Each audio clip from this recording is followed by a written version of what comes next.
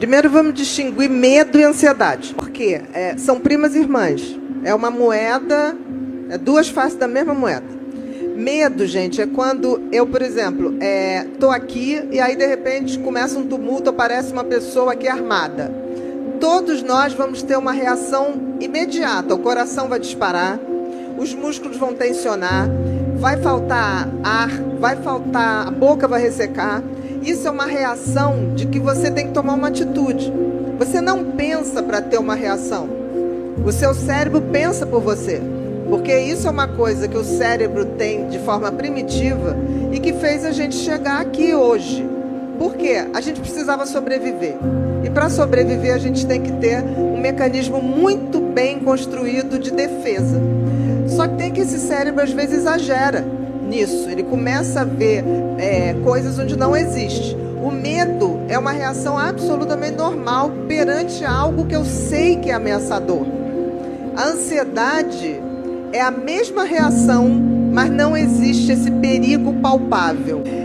Em 2019, a gente tinha, de 2019, 2018 e 2019, a gente tinha, pela Organização Mundial de Saúde, no Brasil, 18,7 milhões de pessoas com ansiedade excessiva. O que significa ansiedade excessiva? São os transtornos de ansiedade.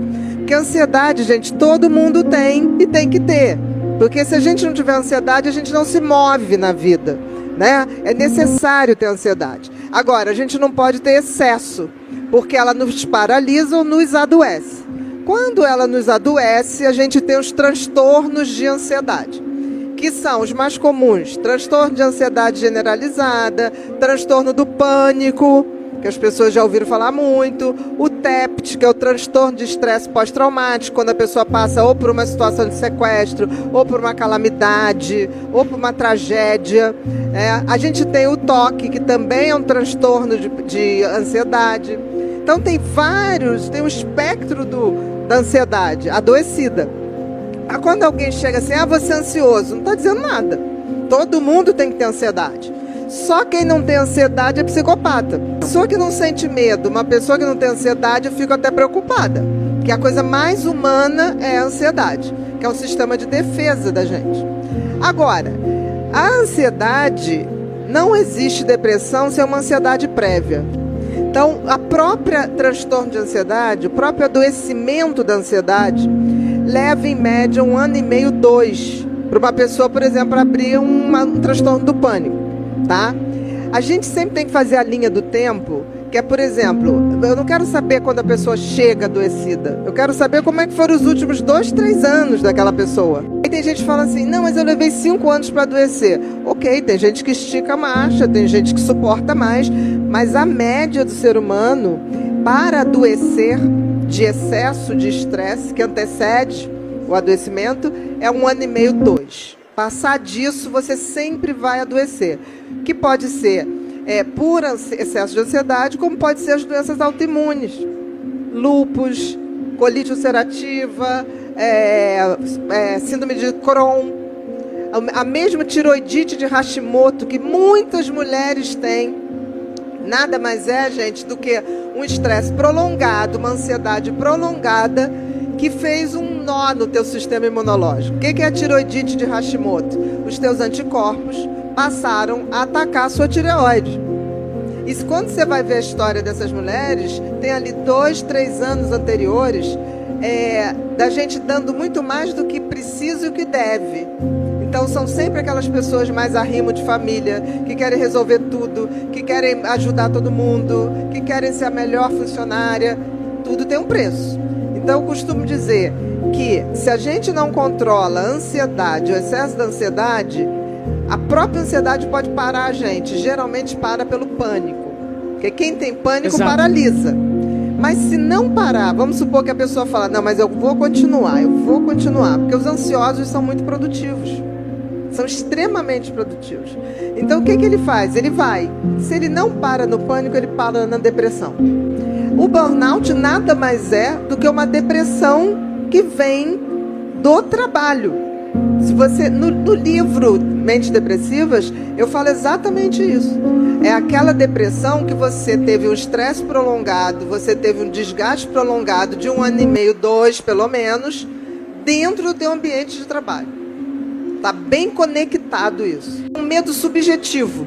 Por exemplo, quando eu tenho medo do meu chefe, para o cérebro, esse medo é quase assim, ele vai me matar. E é muito difícil um chefe pegar e matar um funcionário. Mas o teu cérebro interpreta aquilo como uma ameaça de vida e morte. Por isso que, quando a gente fala medo, eu sei do que eu tenho medo. Agora, quando eu falo ansiedade, é um medo subjetivo. E a gente tem que entender isso, porque se eu não entendo que eu estou tendo aquela reação e não está acontecendo nada, eu não me toco de começar. O que é esse nada? Mesmo que seja subjetivo, é uma ameaça para mim. Entendeu? Então, essa é a diferença. Agora, qual é a diferença da ansiedade normal e patológica? A patológica, eu adoeço. O que é adoecer? Eu deixo de fazer coisas que eu fazia. Eu perco o prazer de fazer coisas que eu fazia. Eu passo a ter limitações. Limitações de ir e vir, como é o caso do pânico. Eu passo a ter essas descargas de adrenalina e noradrenalina do nada. Tem uma coisa, tudo é uma ameaça. É como se o cérebro entrasse num pane, num curto-circuito, e que ele passa a reagir ao mínimo estímulo, como se aquilo fosse vida ou morte. Então você está sempre em estado de alerta. Então, saúde mental, gente, é muito, muito mais do que você não ter um transtorno, por exemplo. Você não ter um transtorno como pânico, como depressão, como déficit de atenção. Aí você vai falar, então eu não tenho nada disso, eu tenho saúde mental? Não. Se você não tem autoconhecimento e conhecimento, você está sujeito a ter qualquer coisa dessa em algum momento.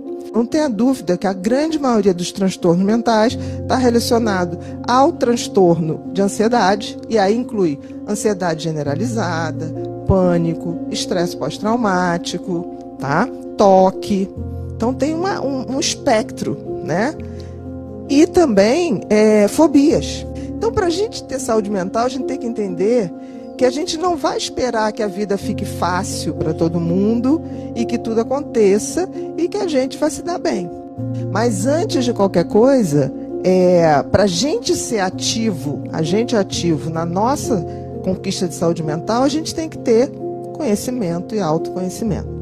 Não existe outra coisa se a gente partir do pressuposto que eu só sei, meu universo é do tamanho daquilo que eu sei. Para a gente ter saúde mental, a gente tem que ter coragem, resiliência, para a gente fazer uma coisa que se chama ressurgência.